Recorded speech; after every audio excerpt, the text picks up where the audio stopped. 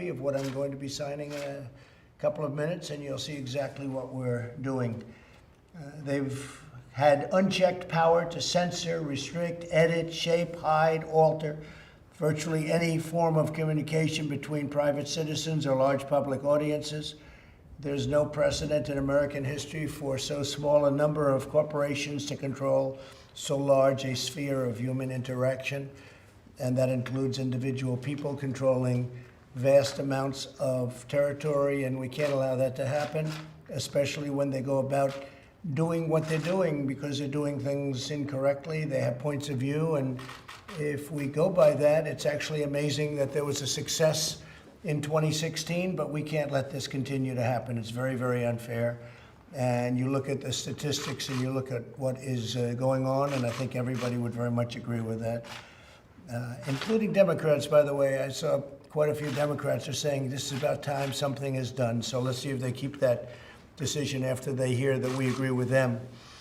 The choices that Twitter makes when it chooses to suppress, edit, blacklist, shadow, ban are editorial decisions, pure and simple. They're editorial decisions. In those moments, Twitter ceases to be a neutral public platform and they become an editor with a viewpoint. And I think we can say that about others also, whether you're looking at Google, whether you're looking at Facebook, and perhaps others. One egregious example is when they try to silence views that they disagree with by selectively applying a fact check, F-A-C-T, fact check. What they choose to fact check and what they choose to ignore or even promote is nothing more than a political activism group or political activism. And it's inappropriate. You look at what's happened, you look at where they're going, where they're coming from. I think you all see it yourselves. This censorship and bias is a threat to freedom itself.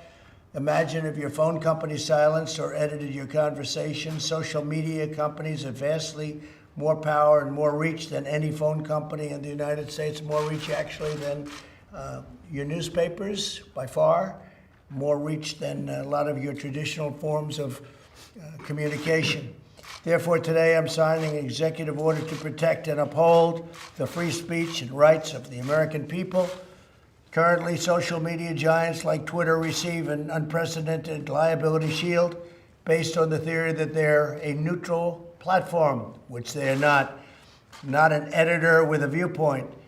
My executive order calls for new regulations under Section 230 of the Communications Decency Act to make it that social media companies that engage in censoring or any political conduct will not be able to keep their liability shield. That's a big deal.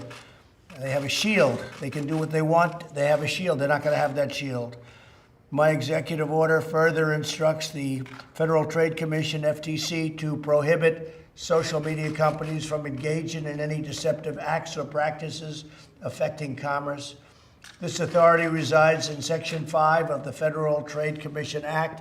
I think you know it pretty well. Most of you know it very well. I would think you know it quite well, right?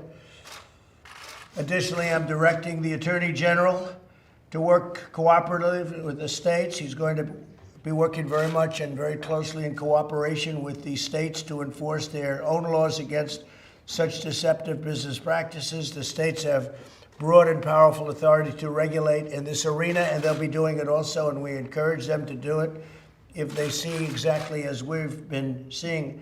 It's what they're doing is tantamount to monopoly, you can say. It's tantamount to taking over the airwaves. Can't let it happen. Otherwise, we're not going to have a democracy. We're not going to have anything to do with a republic. Finally, I'm directing my administration to develop policies and procedures to ensure taxpayer dollars are not going in any social media company that repress free speech. The government spends billions of dollars on giving them money. They're rich enough, so we're going to be doing none of it or very little of it. As president, I'll not allow the American people to be bullied by these giant corporations. Many people have wanted this to be done by presidents for a long time.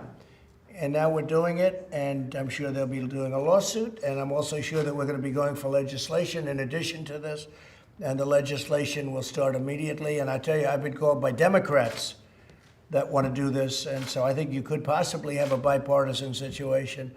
But we're fed up with it, and it's unfair, and it's been very unfair, and we'll see what happens. Any questions? Mr. President, given your concern with Twitter, have you given any consideration to deleting your account, to just walking away from this platform you've been so critical of? Well, you know, if you weren't fake, I would not even think about it. I would do that in a heartbeat. I'm real, but sir. the news is fake.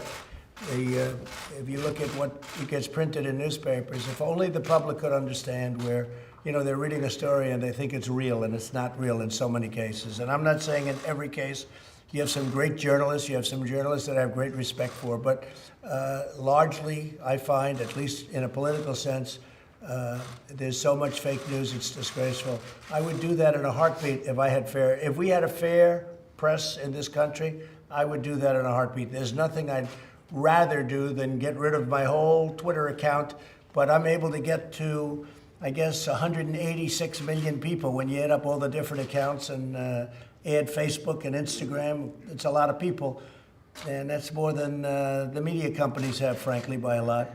And so if I get a story that's wrong, I can put a social media. I don't usually use the word Twitter.